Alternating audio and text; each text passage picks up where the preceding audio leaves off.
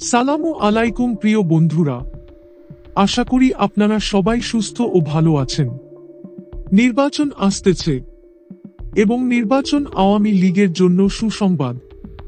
সে যদি নির্বাচন দলীয়ভাবে করতে পারে সুসংবাদ, না করতে পারলেও সুসংবাদ। এখন সেটা কিরকম?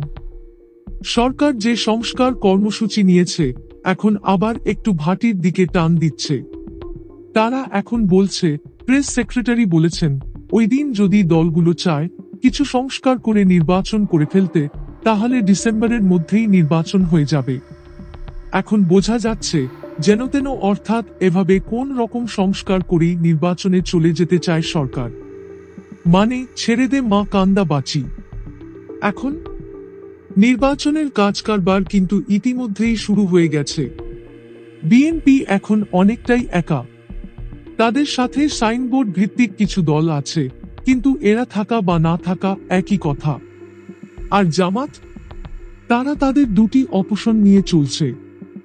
একটা হলো ইসলামী দলগুলোর সাথে ঐক্য করার চেষ্টা, আর ছাত্ররা, তারা অনেকটা হাইডেন্স গেম খেলছে।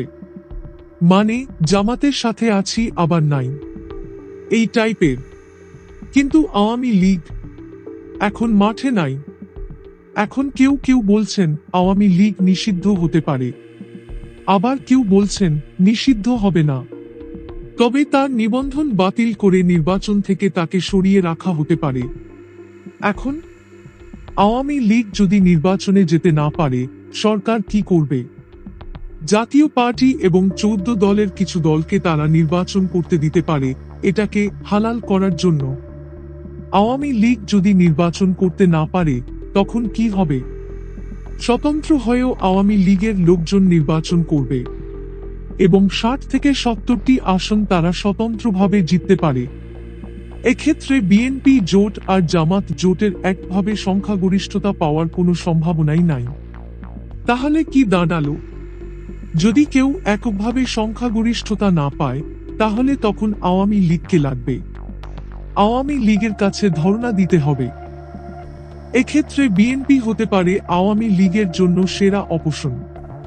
এবং বিএনপি ইতোমধ্যেই জাতীয় সরকারের ঘোষণা দিয়ে রেখেছে, তারা জামাতকে এখন আওয়ামী লীগ বিএনপি যতই শত্রু হোক, ঘরে ঘরে সবাই একে অপরের কাছাকাছি। কিন্তু জামাত, তাদের অবস্থান আরো দূরে। আওয়ামী লীগ যদি 60 থেকে 70টি আসন পায় স্বতন্ত্রভাবে দাঁড়িয়েও, তখন দর কষাকষির সুযোগ চলে আসবে। তখন মামলা তুলে নেয়া, শেখ হাসিনার ফিরে আসা, সবকিছু উত্তপ্ত হবে।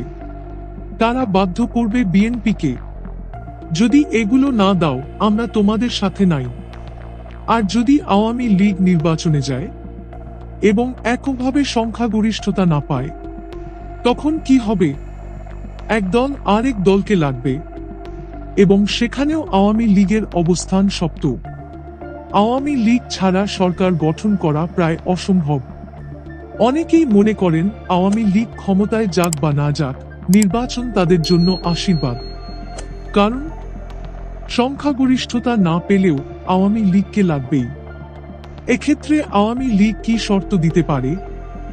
সবাই জানে আওয়ামী লীগ ফিরবে, এটা নিশ্চিত। যদি নির্বাচনে ইঞ্জিনিয়ারিং না হয়, আওয়ামী লীগকে ফেরানোর কোনো উপায় নাই। সুতরাং বিএনপি, জামাত সবাই জানে, সবাই ভয় পাচ্ছে।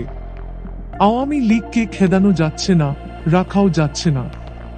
বিএনপি খুব একটা আওয়ামী লীগ বিরোধী কথা এখন বলছে না, কারণ তারা জানে আওয়ামী লীগ তাদের লাগতে পারে।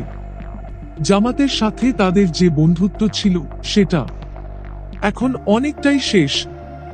এখন জামাত বিএনপির সম্পর্ক অবিশ্বাসের।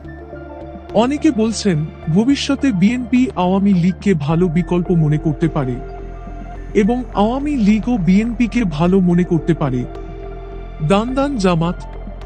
সুতরাং আগামীতে দুই দলের ঐক্য এবং সরকার গঠন হবে না, এটা আপনি নিশ্চিতভাবে বলতে পারবেন না, কারণ রাজনীতিতে শেষ কথা বলে কিছু নেই। তো বন্ধুরা, আজকের মতো বিদায়। নতুন কোনো ভিডিও নিয়ে আবার দেখা হবে। সে পর্যন্ত সবাই ভালো থাকুন। আল্লাহ হাফেজ।